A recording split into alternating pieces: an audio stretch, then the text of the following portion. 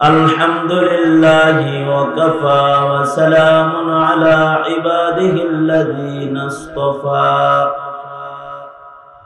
أما بعد فأعوذ بالله من الشيطان الرجيم بسم الله الرحمن الرحيم إنك لعلى خلق عظيم وقال النبي صلى الله عليه وسلم بعثت لأتمم مكارم الأخلاق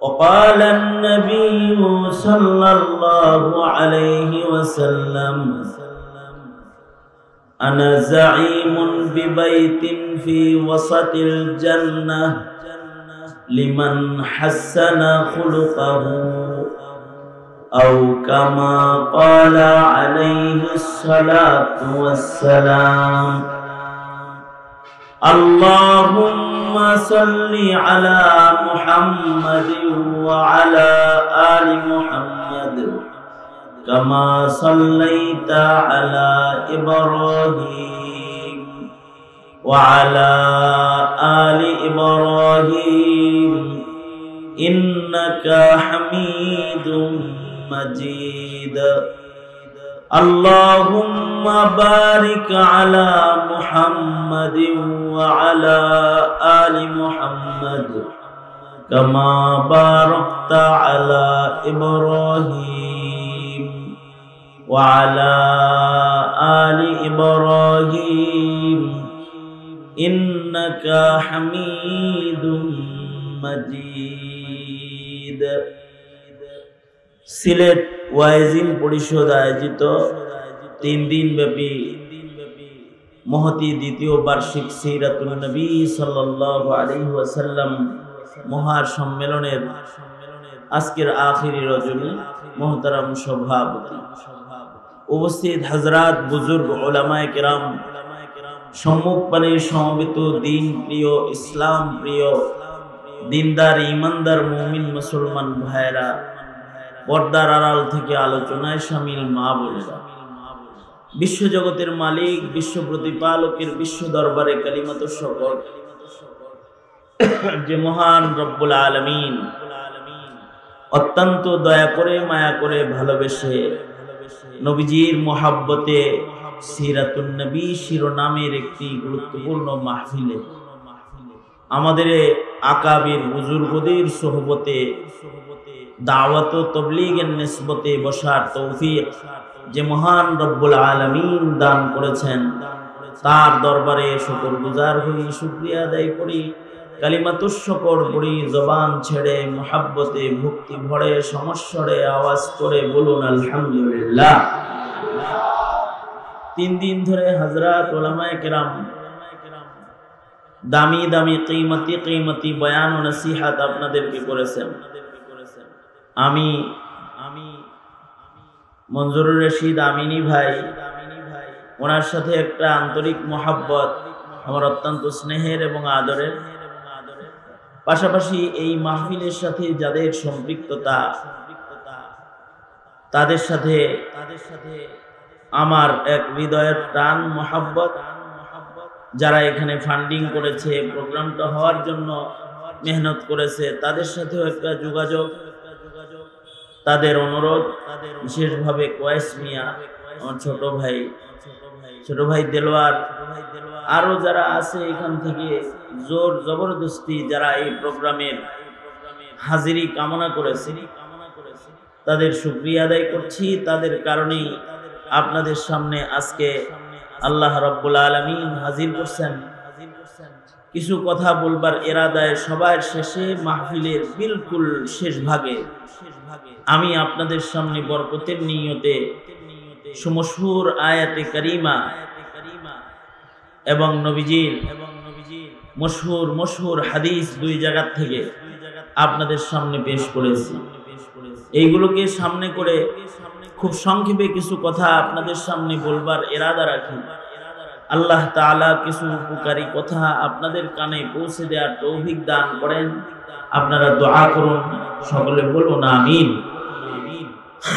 আমাদের জিন্দেগি তখন সফল হবে যখন আমরা আল্লাহর প্রিয় হইতে পারি।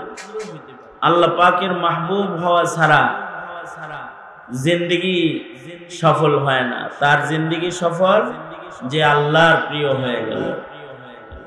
যদি হাসিনার মতো যদি দাদার প্রিয় হয়ে যায় কেউ, অথবা ডক্টর ইউনূস সাহেবের মতো কেউ নানার প্রিয় হয়ে যায়, তাতে হয় না। প্রিয় হতে হবে কার? জোরে আওয়াজ করে বলেন আল্লাহ। আল্লাহর প্রিয় যে হয়ে গেল সে সফল হয়ে গেল। আল্লাহর প্রিয় হইব কেমনি? আল্লাহর প্রিয় হওয়ার জন্য আল্লাহর প্রিয় রং লাগবে। সিবগাতাল্লাহ, ওমান আহসানু মিনাল্লাহি সিবগা।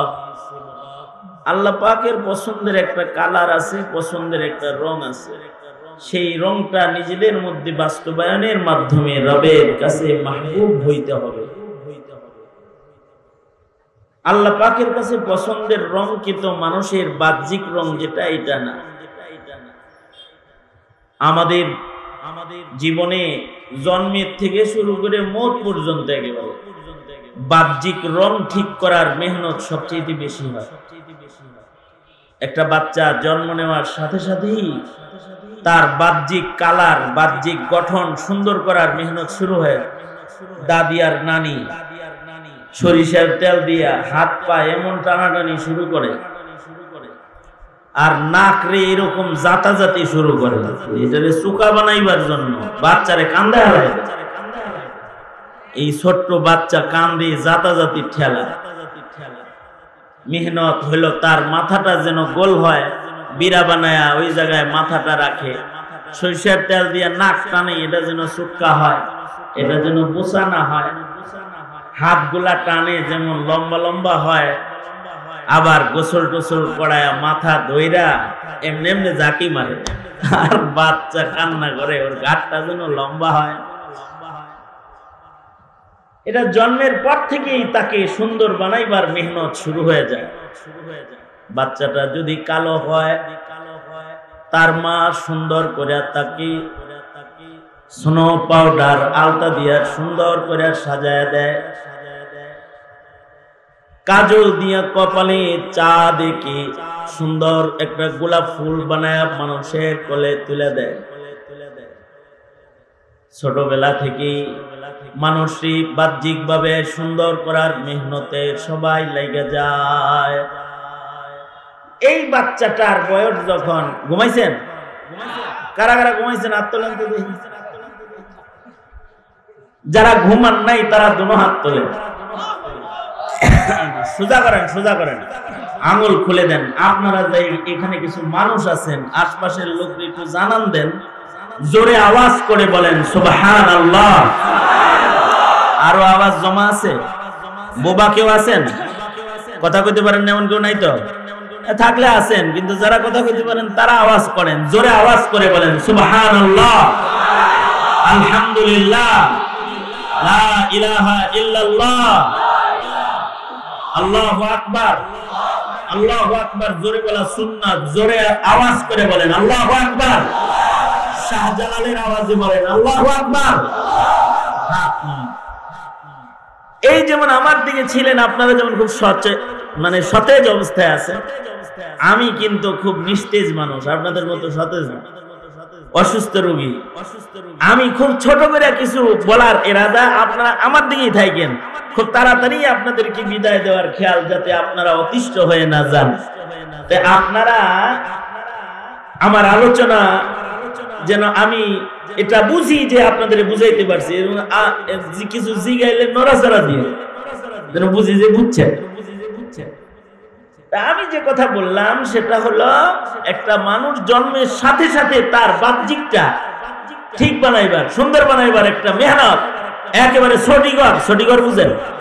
সঠিকর কারে কয়? 7 দিনের আগের টাইমটা এই টাইম থেকেই তাকে সুন্দর বানানোর একটা মেহনত শুরু হয়ে যাবে। এই বাচ্চাটা যখন আর একটু বড় হয় তো নিজেই সুন্দর হয়। তখন এই বাচ্চাটার আবদার শুরু হয়, আব্বু মেকআপ বক্স কিনাই, আব্বা কিছু লিপস্টিক লাগবে, কাজল লাগবে, সুন্দর সুন্দর জিনিস আবদার করে বসে। এটা আপনাদের বাড়ির গল্প আমি কইতেছি না, আমার বাড়িতে মায়া নাই, আমার অনেকগুলো মেয়ে, আমার নাতিনও আছে অনেকগুলো। এদের আবদার আছে, নানা মেকআপ বক্স লাগবে, লিপস্টিক লাগবে, সুন্দর করে আর সাজুগুজু করে এসে কয়, নানা সুন্দর লাগতেছে না? সুন্দর করে ওরা সাজতে থাকি। আবার যখন আর একটু বড় হয়ে যায়, তখন ময়লা কাপড়ের ময়লা টের পায়, হাতের ময়লা টের পায়, তখন গোসলে 1 ঘন্টা লাগে। যে একটু যুবক হয়ে গেছে, ওর ডলাডুলি আর স্মার্টনেসটা বাইরে গেছে, এবার সুন্দর করে সাজতে থাকে। আর যদি চামড়া কালো হয় তাহলে তো খবরই আছে, গোসল করতে 2 ঘন্টা লাগে কালা মানুষের অনেক সময়। এ চিন্তা করে এমনি কালার না জানি আরো কোনো ময়লা থাকে, ওয়াসওয়াসার রোগী হয়ে যায়, এক শরীর 15 বার ডলে। সব মেহনত হলো তাকে যেন একটু সুন্দর লাগে। আধুনিক জগৎ এনেছে বিউটি পার্লার। আপনাদের সিলেটে খুব একটা নাই, আমরা ঢাকার বদনাম করতেছি। বিউটি পার্লারের উৎপাতে তো গ্রামের মেয়েদের রং শেষ। এরা পার্লারে যায় এমন করে সাইজা বাইর হয়, শেষ বেলায় সামান্য গরম পড়লে খালি পাংখা দিয়ে বাতাস লয়। একবার রাস্তা দিয়ে যাইতেছি, দেখি আমার ড্রাইভার দেখায়, দেখেন মেয়েদের সবার হাতে একটা একটা পাংখা। হুজুর আপনার হাতে একটু রাখবেন না পাংখা? ওদের হাতে পাংখা কেন, হাত পাখা কেন? ওরা কি আমাদের চরমনার পীর সাহেবের দল করে নাকি? না, চরমনার পীর সাহেবের দল না, ওরা হলো মেকআপ দল। যারা মেকআপ করে বাইরে হইছে ওদের পাংখা লাগে। পাংখার বাতাস না হইলে ওদের মেকআপ কাদা হয়ে যাবে। তার মানে একটা কালা কিন্তু নিজের সাদা বানাইছে, সুন্দর হওয়ার মেহনত করেছে। বুড়া হওয়ার পরে এটা মোট পর্যন্ত থাকে। চুলদারি সাদা হয়ে গেলে কলম তালাশ করে, বিভিন্ন রং দেয়, সাদা চুল কালা বানায়, সাদা দাড়ি কালো বানায়, একটু সাজ্জা গুজ্জা হাইজা চলে যায়, নিজের ভেতরে একটু স্বাচ্ছন্দ্য পায়। মনে মনে ভাবতে পারেন, হুজুর এটা কোনো নাজায়েজ কিছু নাকি? না জায়েজ, সাজুগুজু জায়েজ আছে। পরিচ্ছন্নতা মিনাল ঈমান, একটু সুন্দরভাবে চলাফেরা করা এটা আল্লাহর পছন্দ। ইন্নাল্লাহা জামিল ইউহিব্বুল জামাল। সৌন্দর্য তো ভালো জিনিস, কিন্তু এই বাহ্যিক এই সৌন্দর্যটা আল্লাহ দেখে না, এটা দেখে মানুষের চোখ। আল্লাহ আসলে বান্দার আলাদা একটা সৌন্দর্য দেখে, যেটা আত্মিক চারিত্রিক আমলি সৌন্দর্য, যেটা এইটা আল্লাহ দেখে। ওইটা যদি কারোর ভালো হয়, তার দেখতে গঠন যদি কালা বেলালের মতো হাবশি মার্কাও হয়, ও জান্নাতের সর্দার হয়ে আল্লাহর বন্ধু হয়ে। আল্লাহর রাসূল বলেন, قال رسول الله صلى الله عليه وسلم قال رسول الله صلى الله عليه وسلم إن الله لا ينظر إلى صوركم ولكن ينظر إلى قلوبكم وأعمالكم। আল্লাহর রাসূল বলেন, আল্লাহ তাআলা তোমাদের বাহ্যিক সৌন্দর্য দেখে না,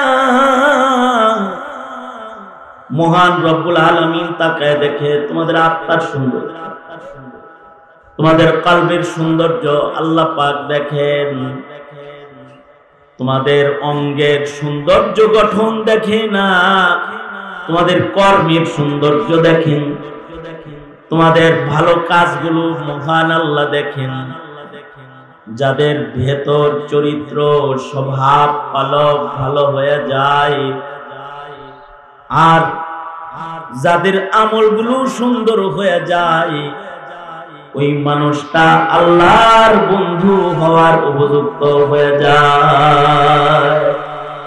এই মানুষগুলো কি আল্লাহ তাআলা জান্নাতে নিজের বন্ধু বানায় সাথে রাখবে।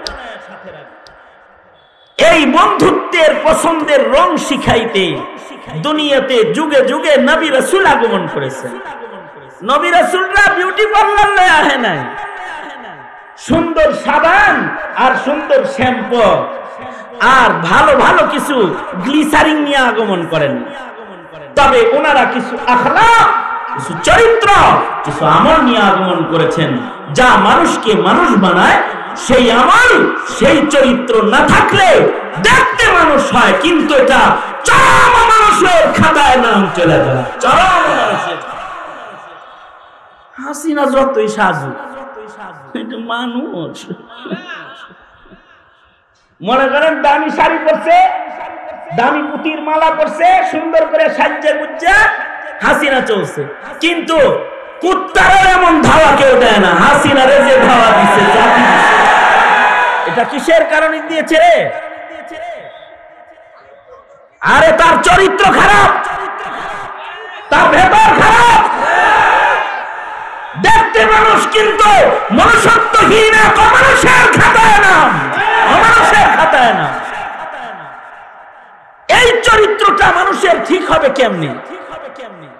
আল্লাহর রাসূল বলেন, ক্বালা রাসূলুল্লাহ সাল্লাল্লাহু আলাইহি ওয়াসাল্লাম, নবীজি বলেন, বুইসতু লিউতাম্মিমা মাকারিমাল আখলাক। আল্লাহর রাসূল বলেন, তোমাদেরকে সর্বোত্তম চরিত্র দিতে আমি আবির্ভূত। আর আল্লাহ তাআলা তার বন্ধুর শান বলেন, আমি আয়াত করেছি, ইন্নাকা লাআলা খুলুকিন আযীম। পরে নামার সাথে ইন্নাকা লাআলা খুলুকিন আযীম, ইন্নাকা লাআলা খুলুকিন আযীম। নিশ্চয়ই আপনার জন্য সর্বোত্তম চরিত্র মাধুরী আমি রেখেছি, আপনার ভেতরে সর্বোত্তম চরিত্র দান করেছি, এটি আপনাকেই দিয়েছি। এই চরিত্রের নকল কপি উম্মত হবে, যেই চরিত্র রাসূলকে দেওয়া হয়েছে। নবীজির টোটাল চরিত্রের মহাসাগর বর্ণনা করা সারা দুনিয়ার সব মানুষ মিলেও সম্ভব না। নবীজিকে তো আল্লাহ তাআলা সর্বোত্তম চরিত্র দিয়েছিলেন, যার বর্ণনা সাগরের পানির চাইতেও অনেক গভীর, যার শব্দ গাঁথনি পৃথিবীর সব মানুষ দিয়ে এই শব্দ গাঁথনি বানায়ও এটার শেষ প্রান্তে যাওয়া সম্ভব না। তবে মৌলিক চরিত্রের কিছু দিক জাতির সামনে তুলে ধরা সম্ভব। যেমন আল্লাহর রাসূল বলেন, আল্লাহর রাসূল বলেন, তোমরা যদি তোমাদের চরিত্র ঠিক করতে পারো, তাইলে তোমাদের জন্য আমি জান্নাতের কনফার্মেশন দেব। আল্লাহর রাসূল বলেন, আনা যাঈমুন বিবাইতিন ফি ওয়াসাতিল জান্নাহ লিমান হাসানা খুলুকাহু। কত দামি কথা আল্লাহর নবী বলেন। নবী বলেন, আমি নবী নিজে জামিনদার হইলাম, আমি তোমাকে জান্নাতের মাঝখানে, তোমার জন্য জান্নাতের রাজধানীতে মিডলে একটা বাড়ি লয়ে দেব। সুবহানাল্লাহ, আস্তে করে বলেন সুবহানাল্লাহ। জান্নাতের মিডল লাগে নাকি? জান্নাতের আশপাশে ভিতরে কোনো সিপাই চাপায় যদি কেউ 1 বিঘা জায়গা পাওয়া যায়, অথবা একটা লাঠি রাখার জায়গাও যদি কেউ পাওয়া যায়, তাহলে এই জায়গাটার দাম দুনিয়া এবং এর ভেতরে যা আছে এই সব দিয়েও জান্নাতের 1 বিঘা জায়গা কিনা সম্ভব না। আল্লাহু আকবার। জান্নাতের ভিতরে কোন সিপায় চাপায় 1 বিঘা জায়গার এত দাম, তাহলে জান্নাতের মাঝখানে রাজধানীর জায়গাটা কিরকম দাম? আর আল্লাহর রাসূল বলেন আনা যাঈমুন বিবাইতিন ফি ওয়াসাতিল জান্নাহ। নবী বলে আমি জামিনদার, আমি তোমাকে জান্নাতের মাঝখানে রাজধানীর ভিতরে জান্নাতের মিডলে তোমারে ঘর লয়ে দিব আল্লাহর কাছ থেকে। আল্লাহর রাসূলের ওয়াদাগুলো তো দুনিয়ার নেতাগো ওয়াদার মতো নাকি? যে নেতায় আসে সে কত স্বপ্ন দেখায়, সে আগের যুগ থেকে স্বপ্ন শুরু হয়েছে, আজও স্বপ্ন চলছে। নেতারা স্বপ্ন দেখায়, শেষ বেলায় হের এই স্বপ্নে তালাশ করে পাওয়া যায় না।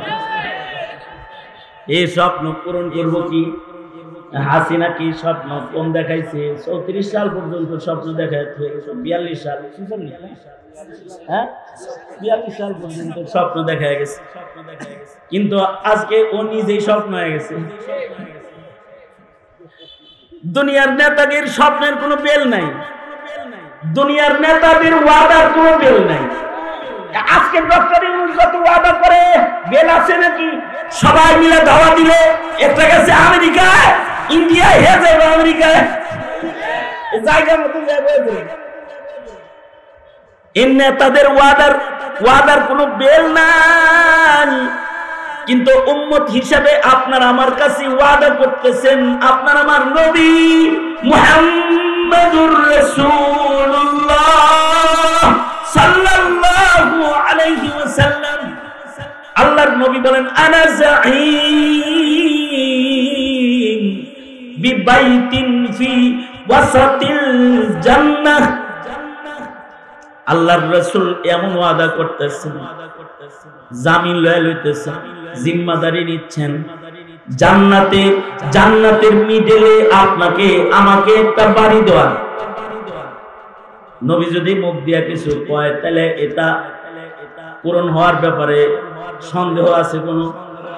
যার সন্দেহ হয় তার ঈমান নাই। ঠিক আসতে করে বলেন, জোরে আওয়াজ করে বলেন, নবীজির কথা বাস্তবায়ন হবে এতে কোনো সন্দেহ আছে? কারণ নবীজি যে কথাগুলো বলে, আপনি মর্জি সে কभी कुछ नहीं कहते आका, जो खुदा कहता है सरकार वही कहते हैं। अपनी मर्जी से कभी कुछ नहीं कहते आका, जो खुदा कहता है सरकार वही कहते हैं। আমার নবী তাই বলে যেটা বলে আল্লাহ, আমার নবী তা বলে যেটা বলে কে? জোরে আওয়াজ করে বলুন, আরো জোরে আওয়াজ করে বলুন। আমার নবীর কথা কার কথা? আসলে আমার নবীর কথা আল্লাহর কথা। কারণ নবীজি নিজের থেকে কিছুই বলে না। যদি নিজের থেকে কিছু বলে, এইটাও আল্লাহর নিজামের উল্টা হইলেও আল্লাহ এটাকে পূরণ করে নবীর কথাকে রক্ষা করে। 2-4 জায়গায় আল্লাহর রাসূল বলছেন এরকম, কিন্তু আল্লাহ তার নবীর কথাকে বাস্তবায়ন করেছেন। আল্লাহর নিয়মকে পাল্টায় দিয়েছেন আল্লাহ তাআলা। আল্লাহ পাকের নিজামকে পরিবর্তন করে রাসূলের জবানকে ঠিক রেখেছে কে? আল্লাহ নিজে। এক সাহাবী আইছে, ছেলে বালে হয়ে গেছে, পালক ছেলে, হেডে লয়ে এটারে পালছি, আমার আব্বা কয়, আমার বউরে মা কয়, কিন্তু পালতে আনছিলাম, বালে হয়ে গেছে, ও মার কাছে বয়ে থাকে। আমার তো শরীর খালি কিটমিট করে, কারণ আমি এই শরীয়তের খেলাফ কেমনে পর্দা এসে গেছে না। হ্যাঁ, আল্লাহর রাসূল সাহাবীকে বললেন, ঠিক আছে যাও, আল্লাহকে কয়ে দিব না, বিবির স্তন থেকে কিছু দুধ কাপে কইরা আইনা ওরে খাওয়ায় দাও। এমনিতে মুদ্দাতের রেজাত হলো হাউলাইনি কামিলাইন, দুধ খাইতে হইব 20 বছরের ভিতরে। কি কথা বলনা, হাউলাইনি কামিলাইন 2 বছরের ভিতরে এই কামটা সারতে হইব। আর বালে বয়া দুধ খায় বেটা, এটা ভিন্ন বিষয়। দুধ খাওয়ার মুদ্দাত হলো হাউলাইনি কামিলাইন, 1 চষণ 2 চষণ খাইলে মুদ্দাতের রেজাত সাবে, নিজের ছেলে হিসেবে গণিত হবে, মহিলা হয়ে যাবে মা, বাচ্চা হয়ে যাবে ছেলে, মায়ের দুগ্ধ সন্তানে পরিণত হবে। সাহাবী এমন একটা মেয়ে হয়েছে, 16 বছর বয়স, 15 বছর বালে হয়ে গেছে পুরা, নামাজ পড়ো। আল্লাহর রাসূল বললেন, যাও সাহাবী, নিজের বিবির স্তন থেকে একটু দুধ দহন করে কাপে করে আইনা ওরে খাওয়ায়া দাও। ছোট্ট বাচ্চার দেহে মায়ের দুধ যেভাবে কাজ করে আল্লাহ রে করে দিমুনি, অসুবিধা নেই, ছেলে হয়ে যাইব, দুধ সন্তান বানায় দিলাম, যাও। নবীজি দস্তখত করে দিছে, অনুমোদন দিয়ে দিছে।